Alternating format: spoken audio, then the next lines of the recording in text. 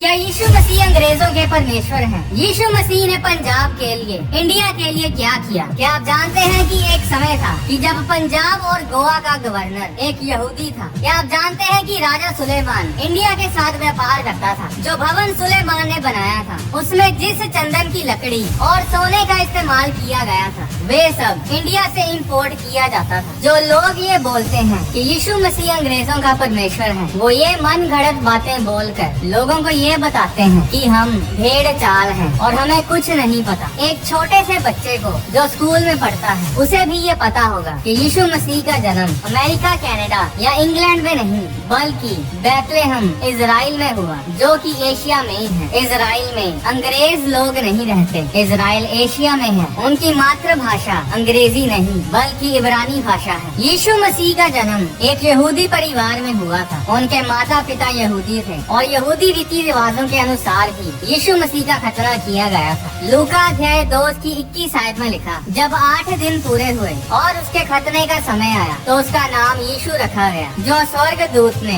उसके पेट में आने से पहले कहा था। यीशु मसीह एक यहूदी थे। जो लोग बोलते हैं कि यहूदी लोग क्रिसमस नहीं मनाते तो हम क्यों मनाएं, या ये बोलते हैं कि यहूदी लोग यीशु मसीह को नहीं मानते तो हम क्यों माने, तो मैं आपको बताना चाहता हूँ कि आपको ये पता ही नहीं कि यहूदी लोग हैं कौन, वे किसकी आराधना करते हैं। आपको कुछ नहीं पता कि यहूदी और क्रिश्चियंस में क्या अंतर है। यीशु मसीह खुद यहूदी थे और सबसे पहले लोग जिन्होंने यीशु मसीह पर विश्वास किया वे सब यहूदी ही थे। यीशु मसीह के चेले यहूदी थे, उनके दोस्त रिश्तेदार सब यहूदी थे। अब अगर कुछ यहूदियों ने यीशु मसीह पर विश्वास नहीं किया तो इसका मतलब ये नहीं कि सारे यहूदियों ने यीशु मसीह पर विश्वास नहीं किया। लोग बोलते हैं कि हमारे लिए यीशु मसीह ने क्या किया, इंडिया के लिए, पंजाब के लिए, पाकिस्तान के लिए यीशु मसीह ने क्या किया। अगर आपने बाइबल पढ़ी होती तो आप ये सवाल नहीं करते। यीशु मसीह अकेले पंजाब, इंडिया, पाकिस्तान या अमेरिका, कनाडा के लिए क्रूस पर कुर्बान नहीं हुए। बाइबल में लिखा है कि यीशु मसीह इस सारे जगत के लिए कुर्बान हुए। यूहन्ना अध्याय 3 उसकी 16 आयत में लिखा, क्योंकि परमेश्वर ने जगत से ऐसा प्रेम रखा कि उसने अपना इकलौता पुत्र दे दिया, ताकि जो कोई उस पर विश्वास करे वह नाश ना हो परंतु अनंत जीवन पाए। इस वचन में लिखा है कि यीशु मसीह सारे जगत यानी पूरी दुनिया के लिए इस धरती पर आए, क्रूस पर कुर्बान हुए और तीसरे दिन फिर जी उठे। अब जो कोई विश्वास करेगा वह बच जाएगा, नाश नहीं होगा और अनंत जीवन पाएगा, इटर्नल लाइफ को पाएगा। और जो विश्वास नहीं करेगा वह अनंत जीवन का अधिकारी नहीं होगा। अब ये आपकी मर्जी है, ये आपका अपना डिसीजन है कि आपने विश्वास करना है या नहीं। यहाँ बैठकर सारी उम्र बोलते रहो यीशु मसीह ने हमारे लिए क्या किया, ऐसे बोलते रहने से कुछ नहीं होगा। यीशु मसीह ने जो करना था वो उसने 2000 साल पहले ही इस धरती पर आकर कर दिया। उसने अपनी जान क्रूस पर दे दी है। यीशु मसीह ने क्रूस के ऊपर अपनी जान देने से पहले कहा था सब पूरा हुआ। यीशु मसीह इस दुनिया के उद्धार के लिए पंजाब, इंडिया, पाकिस्तान, सारी दुनिया के उद्धार के लिए ही इस धरती पर आए थे और उन्होंने क्रूस के ऊपर सब कुछ पूरा कर दिया है। अब ये हमारे ऊपर है। अगर तो हम विश्वास करेंगे तो हम यीशु मसीह की कुर्बानी के फायदे को अपने जीवन में ग्रहण कर सकते हैं। अगर विश्वास नहीं करेंगे तो फिर हमारे लिए कुछ नहीं हो सकता। लोग बोलते हैं कि अंग्रेज इंडिया में आए और अपना धर्म छोड़कर चले गए। अरे इतिहास खोलकर पढ़ो, इंडिया ने अंग्रेजों से यीशु मसीह के बारे में नहीं सुना। जब ब्रिटिशर्स इंडिया में आए तो इंडिया में पहले से ही लोग क्रिश्चियन थे, लोग यीशु मसीह को फॉलो करते थे। अब अंग्रेजों से पहले ये क्रिश्चियन इंडिया में कहाँ से आए? इंडिया ने यीशु मसीह का प्रचार 52 एडी में संत थॉमस के द्वारा सुना था, यानी तकरीबन 2000 साल पहले से ही इंडियंस को यीशु मसीह के बारे में पता चल चुका था। संत थॉमस यीशु मसीह के 12 चेलों में से एक था। संत थॉमस वो चेला था जिसने डायरेक्ट यीशु मसीह से प्रचार को सुना था, डायरेक्ट यीशु मसीह से सब कुछ सीखा और फिर यही चेला यीशु मसीह के आज्ञा के अनुसार इंडिया में, केरला में आया, जहाँ पर उसने बहुत सारे इंडियंस को प्रचार किया। और जब कुछ जेलसी से भरे लोगों ने ये देखा कि थॉमस के प्रचार को सुनकर लोग यीशु मसीह के पीछे चलने लगे हैं तो उन जेलसी से भरे लोगों ने 72 एडी में संत थॉमस को मार डाला। वो पहाड़ जहाँ पर संत थॉमस शहीद हुए वो तमिलनाडु इंडिया में ही है और उसे सेंट थॉमस माउंट बोला जाता है। सेंट थॉमस की कब्र के ऊपर चर्च भी बना है जिसे सेंट थॉमस कैथेड्रल बेसिलिका कहा जाता है और ये भी तमिलनाडु इंडिया में ही है। अंग्रेजों ने इंडियंस को यीशु मसीह के बारे में नहीं बताया बल्कि इंडियंस ने अंग्रेजों को यीशु मसीह के बारे में बताया है। इंडिया ने तो यीशु मसीह के प्रचार को 52 एडी में ही सुन लिया था पर ब्रिटिशर्स ने 597 एडी में यीशु मसीह के प्रचार को सुना था। यानी जब इंडिया ने यीशु मसीह के प्रचार को सुना तो उसके 500 सालों बाद जाकर ब्रिटेन में यीशु मसीह का प्रचार पहुंचा था। अमेरिका में यीशु मसीह का प्रचार 16वीं सदी में पहुंचा था यानी इंडिया से तकरीबन 1500 सालों बाद। और जिन लोगों को हिस्ट्री की नॉलेज की कमी है वो लोग बोलते हैं कि अंग्रेज लोग क्रिश्चियनिटी को इंडिया में लेकर आए। आप बाइबल को ना पढ़ें, सिर्फ हिस्ट्री ही पढ़ लें तो इंडिया की हिस्ट्री से आपको पता चल जाएगा कि बाइबल के परमेश्वर का इंडिया के साथ कितना पुराना रिश्ता है। यहूदी लोग इंडिया में तकरीबन 3000 सालों से रह रहे हैं। बहुत से यहूदी लोगों ने इंडियन आर्मी में रह के इंडिया की सेवा की है। लेफ्टिनेंट जनरल JFR जेकब एक यहूदी थे जो कि इंडियन आर्मी में जनरल ऑफिसर थे। बांग्लादेश लिबरेशन वॉर 1971 में उन्होंने बड़ी अहम भूमिका निभाई। फिर 1998 में वे गोवा के गवर्नर भी बने और 1999 में JFR जेकब पंजाब के 24वें गवर्नर बने। उनका बड़ा भाई मॉरिस जेकब पंजाब रेजिमेंट की 2nd बटालियन की तरफ से 2nd वर्ल्ड वॉर में लड़े। 1947 में जब इंडिया आजाद हुआ तो आजाद इंडिया की पहली मिस इंडिया एक यहूदी थी। उसका नाम था एस्थर विक्टोरिया ब्राहम। उन्हें लोग प्रमीला के नाम से भी जानते हैं। एस्थर विक्टोरिया ब्राहम भारत की पहली मिस इंडिया, पहली वुमेन फिल्म प्रोड्यूसर, 1940s की फैशन आइकन, मॉडल और एक्ट्रेस थी। फिर प्रमीला का बेटा Haidar Ali Indian film actor और स्क्रीन राइटर थे। ऋतिक रोशन की मूवी जोधा अकबर के राइटर हैदर अली थे। एक्ट्रेस रूबी मायर्स जिसे सुलोचना के नाम से भी जाना जाता है एक यहूदी एक्ट्रेस थी और वो पहली इंडियन औरत थी जिसने इंडियन साइलेंट फिल्म में एक्टिंग की शुरुआत की थी। साइलेंट फिल्म वो होती है जिसमें कोई डायलॉग नहीं होता, जैसे चार्ली चैपलिन की कॉमेडी मूवीज। रूबी मायर्स को क्वीन ऑफ साइलेंट एरा भी कहते हैं। ये भी यहोवा परमेश्वर को मानते थे। 1959 में एक यहूदी लड़की फ्लोर इज़ेकियल मिस इंडिया बनी और यही फ्लोर इज़ेकियल ऐसी पहली इंडियन महिला थी जिसने इंडिया की तरफ से मिस वर्ल्ड में हिस्सा लिया और इंडिया को स्पॉटलाइट में लेकर आई। डेविड अब्राहम एक बॉलीवुड एक्टर और एंकर थे। ये भी यहूदी थे और यहोवा परमेश्वर को मानते थे। इंडिया के पहले प्रधानमंत्री जवाहरलाल नेहरू ने डेविड के बारे में कहा था कि कोई भी फंक्शन हो डेविड की स्पीच के बिना अधूरा सा लगता है। इनके बारे में मैं आपको इसलिए बता रहा हूँ क्योंकि यहोवा परमेश्वर की आराधना करने वाले लोग बड़े फेमस लोग थे। ये कोई गुमनाम लोग नहीं थे, लोग उन्हें अच्छी तरह से जानते थे। यहूदी लोग बड़े बड़े बिजनेस करते थे और बहुत दान पुण्य किया करते थे। मुंबई में जो ससून डॉक है जहाँ पर आज बहुत बड़ी फिश मार्केट लगती है वो डॉक यहूदियों का था। डेविड ससून एंड कंपनी उस डॉक के मालिक थे। यहूदी लोग इंडिया में बड़ी बड़ी कॉटन मिल्स और फैक्ट्रीज के मालिक होते थे। यहोवा परमेश्वर को मानने वाले लोग इंडिया में 2500 से 3000 साल पहले से रह रहे हैं। बहुत से यहूदी और क्रिश्चियन राजाओं ने इंडिया में राज्य किया है। बाइबल में एस्थर की पुस्तक अध्याय 1 उसकी 1 आयत में लिखा, शर्ष नामक राजा के दिनों में ये बात हुई। ये वही शर्ष है जो 127 प्रांतों पर अर्थात हिंदुस्तान से लेकर कुश देश तक राज्य करता था। राजा शर्ष की रानी का नाम एस्थर था और वो यहोवा परमेश्वर को मानती थी। राजा शर्ष ने 480 BC के आसपास इंडिया पर राज्य किया। मार्को पोलो जब 1292 में इंडिया आया तो उसने अपनी ट्रैवल लिटरेचर में बताया कि इंडिया में मालाबार कोस्ट पर क्रिश्चियंस पहले से ही मौजूद थे। राजा थोमा सन 1400 के आसपास साउथ इंडिया में कोचिन के राज्य के क्रिश्चियन राजा थे। इजराइल और इंडिया 3000 सालों से आपस में बिजनेस कर रहे हैं। बाइबल में लिखा है कि राजा सुलेमान जो दुनिया का सबसे अमीर और सबसे बुद्धिमान राजा था वो इंडिया से बहुत सारी बहुमूल्य चीजें इंपोर्ट करवाता था। चंदन की लकड़ी, सोना, मयूर यानी पीकॉक्स और हाथी दांत ये सब इंडिया से इंपोर्ट करवाए जाते थे। एक राजा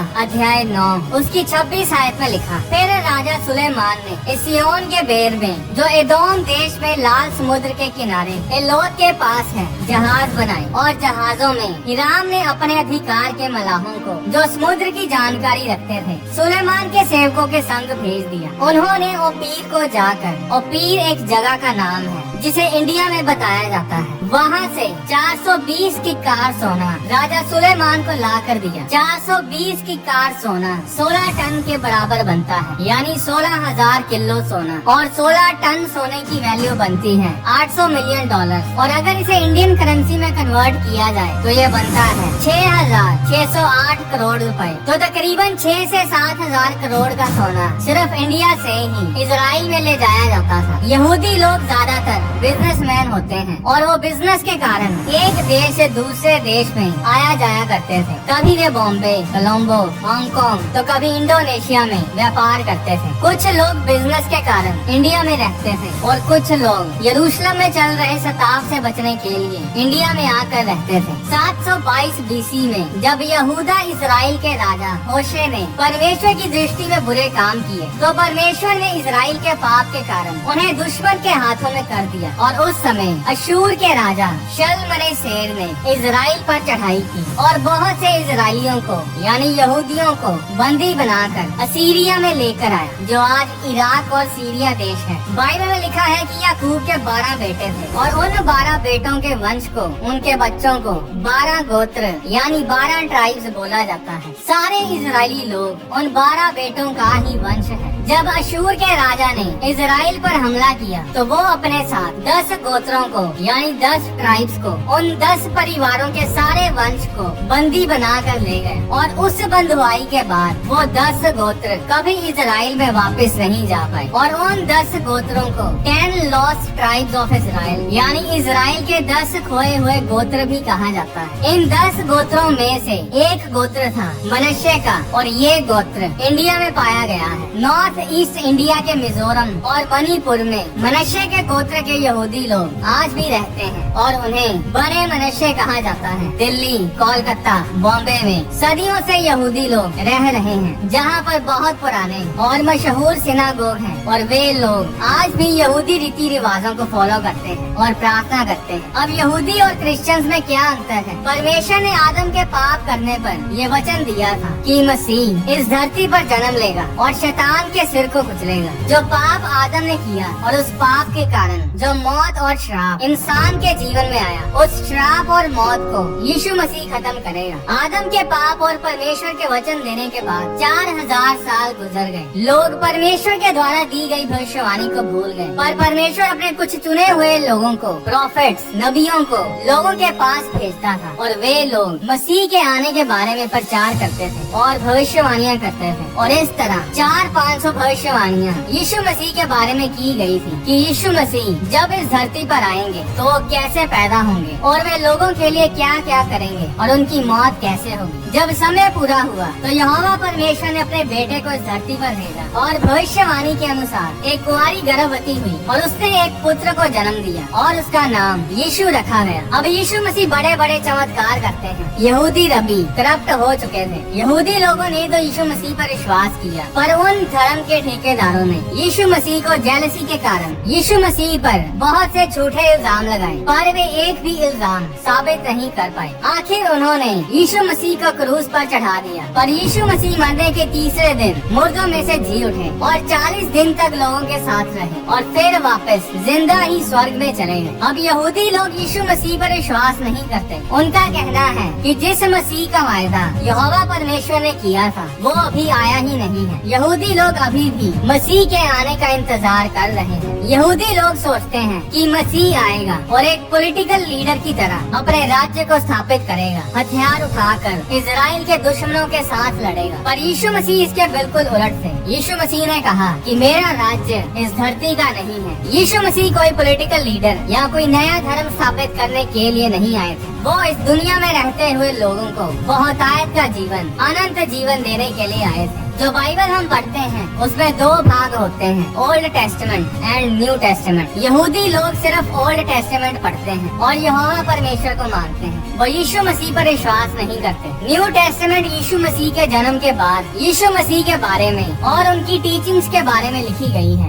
इसलिए यहूदी लोग न्यू टेस्टामेंट को पढ़ते ही नहीं है। पर क्रिश्चियन लोग यहोवा परमेश्वर को भी मानते हैं, ओल्ड टेस्टामेंट को भी पढ़ते हैं, न्यू टेस्टामेंट को भी पढ़ते हैं और यीशु मसीह पर विश्वास भी करते हैं।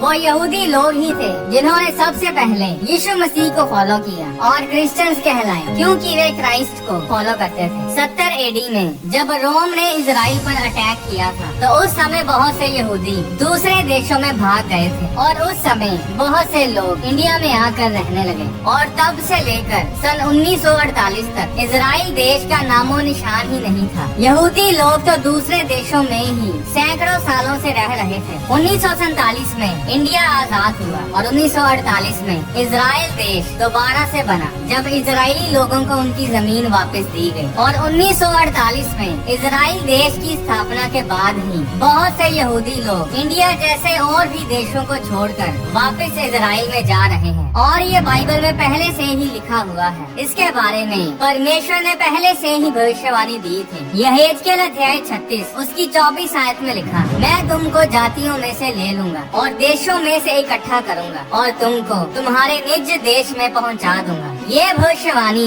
1948 में पूरी हुई जब इजराइल देश बना और लोग दूसरे देशों से अपने निज देश इजराइल में वापस आने लगे। यहेजकेल की पुस्तक 590 BC के आसपास लिखी गई थी, यानी यीशु मसीह के जन्म से तकरीबन 600 साल पहले लिखी गई थी और उसमें लिखी गई भविष्यवाणियाँ सन 1948 में पूरी हुई जब इजराइल देश की स्थापना की गई। पूरी बाइबल में 2000 से भी ज्यादा भविष्यवाणियाँ लिखी हुई हैं और उनमें से 80% प्रोफेसीज पूरी हो चुकी हैं। उन भविष्यवाणियों में से कुछ भविष्यवाणियाँ ये बताती हैं कि इजरायली लोग यीशु मसीह को अपना मसीह ग्रहण करेंगे और ये सब हम अपनी आँखों से पूरा होता देख रहे हैं। सिर्फ नॉर्मल यहूदी लोग ही नहीं बल्कि उनके सिनागोग के हेड, उनको शिक्षा देने वाले उनके धार्मिक टीचर, वे भी यीशु मसीह को फॉलो कर रहे हैं। बाइबल में लिखा है कि जब सारा इजराइल यीशु मसीह का प्रचार सुन लेगा तब यीशु मसीह का दूसरा आगमन होगा और ये भविष्यवाणी भी बहुत जल्द पूरी होने वाली है। सोशल मीडिया हम सब के लिए